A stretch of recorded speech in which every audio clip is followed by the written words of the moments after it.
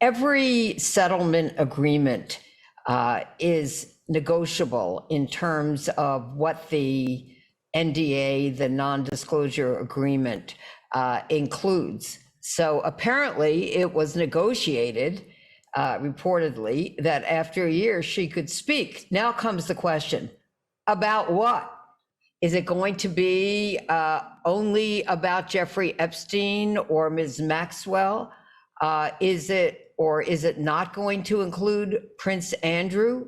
If it does include Prince Andrew, what is she going to be permitted to say? Generally, she would not be permitted to say the amount of the settlement, and sometimes not the other terms of the settlement, and sometimes not what the defendant is alleged to have done to her. But again, all of that is negotiable, so we'll have to wait and see exactly what the settlement agreement included in reference to Virginia being able to speak. How urgently do you think she will want to speak, given that she has managed to win, or her lawyers have managed to win, around $12 million, of which around $2 million was donated to a sex trafficking charity? You would hope that it's brought her a degree of peace, but at the same time, if that statute of limitations has ended and she can now speak, would you, if you were her, want to say something?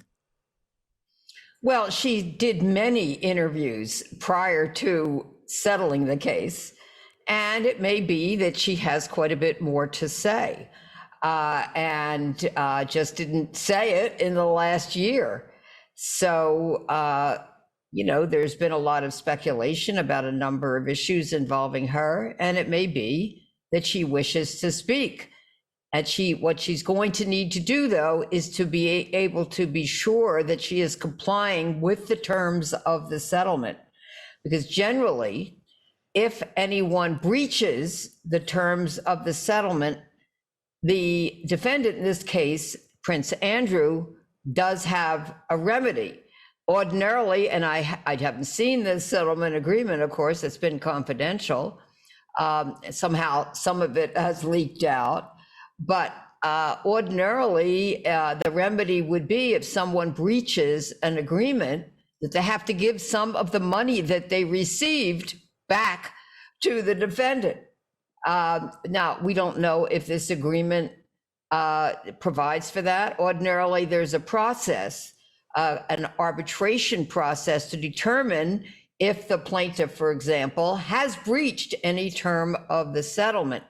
And only after it is proven in an arbitration that she has breached, if she has, would other terms come into play, like having to return a certain amount of money. Some agreements include what's called liquidated damages. In other words, in addition to any amount that she received that she might have to give back, depending on what the agreement says, there might be an additional amount that she would have to pay if she breaches. My guess is that she would be very careful not to breach, and would very much do everything she could to comply with whatever the terms of the settlement are. And as for this settlement, did the terms of it, or did it in its scope in any way affect any of the people, the alleged victims that you represented, who were abused by Epstein? Whatever she settled for, whatever's in her agreement, would not have any impact on any other person who alleges that she was a victim of Jeffrey Epstein. And they are still able to speak if they choose to speak. And some of them, as a matter of fact, most of them have at least as to my 20 clients, have chosen not to speak, to just go on with their lives. And they're happy that the matter in reference to Jeffrey Epstein has been resolved in reference to them. However, of course, most are very disappointed that he died or was killed, I don't know which at this point, while he was in custody awaiting trial. And so they never had an opportunity to have their day, at least in a criminal court, to confront Jeffrey Epstein.